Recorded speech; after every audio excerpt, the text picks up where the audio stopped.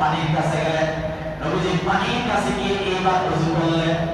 সাহাবায়ে কেরাম বললেন, হুজুর আমরা তো জানি পূর্বের জামানার নবী ওনাদের উম্মতদের জন্য আল্লাহ রাব্বুল আলামিন এই রকমের গোসল দিলেন, ওযু দিলেন, তবে আমাদের জন্য 3 নাম্বার আরেকটা তায়াম্মুম দিলেন।